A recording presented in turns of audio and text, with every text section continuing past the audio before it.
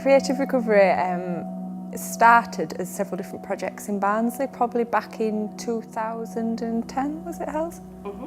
And the ideas for the projects came from the community and people who wanted to try and use creative approaches to feeling better, dealing with drug and alcohol issues, or thinking about different ways that we could use the arts to promote health as well as support people.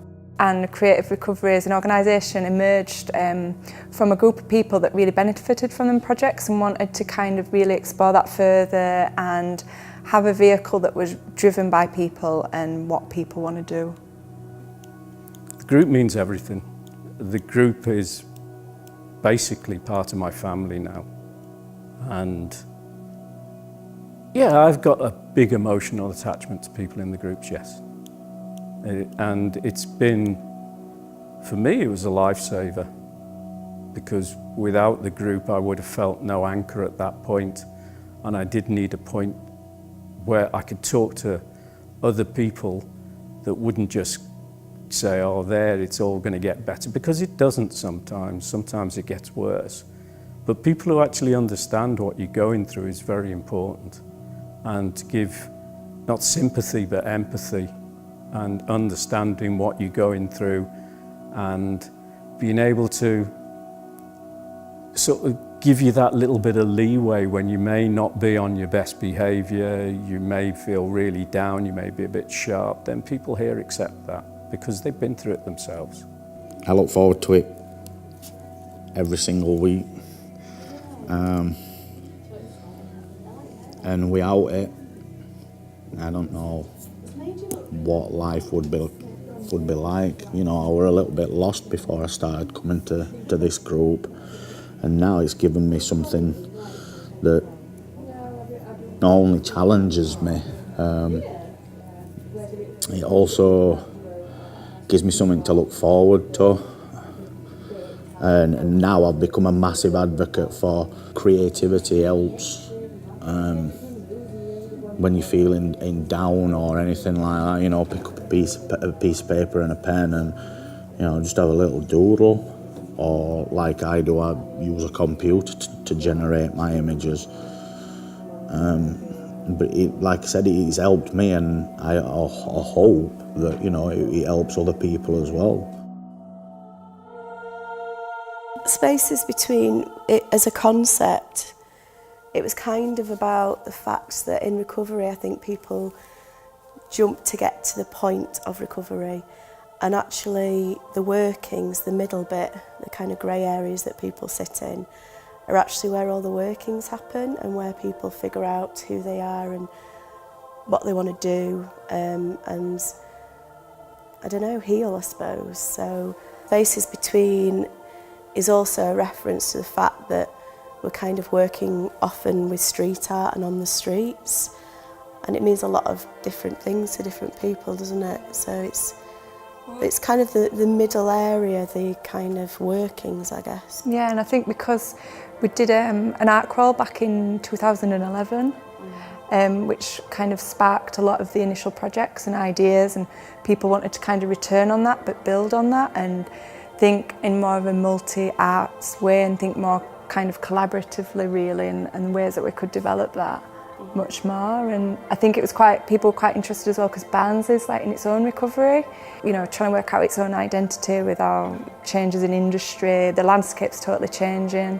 So I think it kind of felt like that was a good thing for both thinking about individual but also the community and our town really.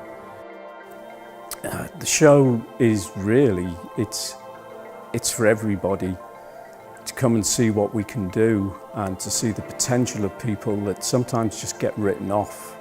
They say, oh, you've had a breakdown, you've had this, you know, used to society, but we are.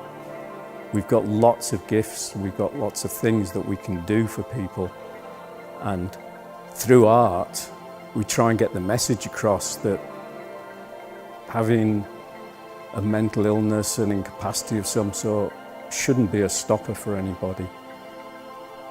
We did an art show about 6 years ago, and we had a really good reception for that, and hopefully this one's going to be bigger and better and put a put across a positive message to everybody. It does mean a lot. It does mean a lot that, you know, my work's going to be shown in public, and yeah. Yeah, I think we were at that point where people's skills, people had really grown from having this studio, and it just seemed like time really to put Creative Recovery on the map and show what we've been doing at Recovery Through Art, and then sort of add in the other elements that of kind of music and performance that we are kind of... And poetry, yeah. And I know that a few people have said, as a result of being part of the Spaces Between, that they feel like they own the word artist. And, you know, they've seen all sorts of different opportunities open up for them. So in terms of feeling part of the art scene and of this town, then it's been really successful. I go to the weekly art group, but I like music, and I liked this particular song, which meant a lot to me about my isolation, and I asked if I could do it as a dance piece. So they very kindly said I could. But because I'm physically disabled, as well as having mental health issues, they very kindly allowed me to have a dancer, and I helped choreograph it and put the piece together. So it's a really big achievement for me. I've had a lot of problems in my life, and I've not really been able to get on and do things. But I find it very strange at 61 that I am given this wonderful opportunity to almost be a director, to choreograph a piece. It's like a real bucket list, proud moment for me. Yeah, I'm quite proud of myself, and my family are very proud of me too.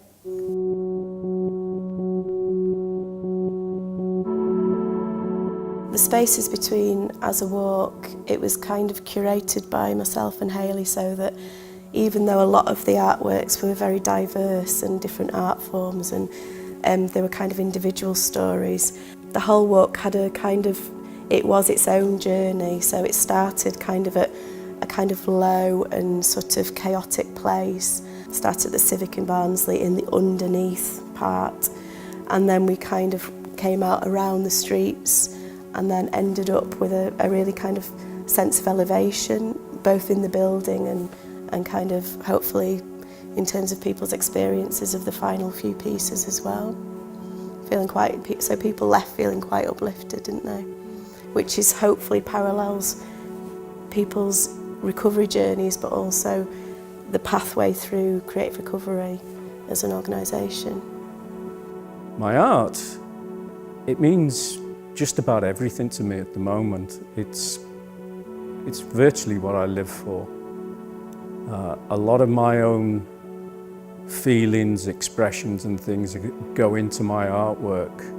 You can ask anybody here, they'll tell you that they've come on leaps and bounds from actually being here doing this kind of stuff, and you know, the stuff that they're doing out there,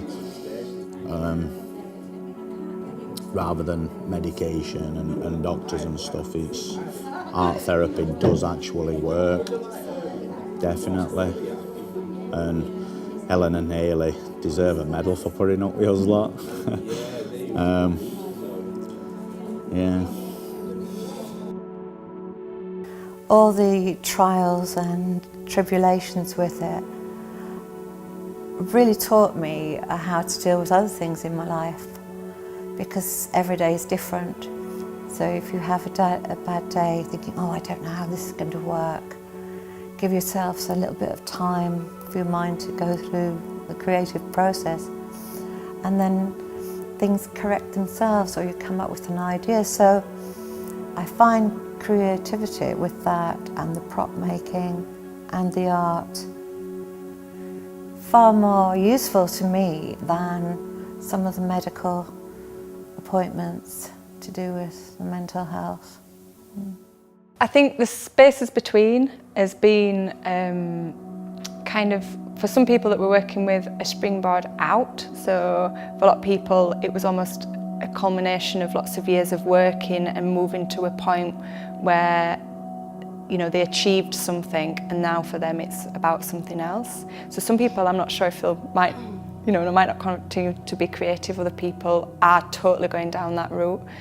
I think it's helped for some people to kind of redefine their relationship with the work. So some people are wanting to do more work, other people are wanting to volunteer or take up different roles within creative recovery. And then it also enables us to reach out to new people, which is vital, I think, for the work and what we want to do and what our aims are. So we've started new conversations, and that's both with other organisations but also people that are out there in the community wondering what creativity is, what recovery is. So that's really positive in that way. And of course, just thinking about the group members as well, there's a few people who are talking about going to college now, a few people who've got their own studio spaces. There were a lot of commissions that came in on the back of some of the street art that we'd done. So we're painting bars and all sorts of different venues around Barnsley.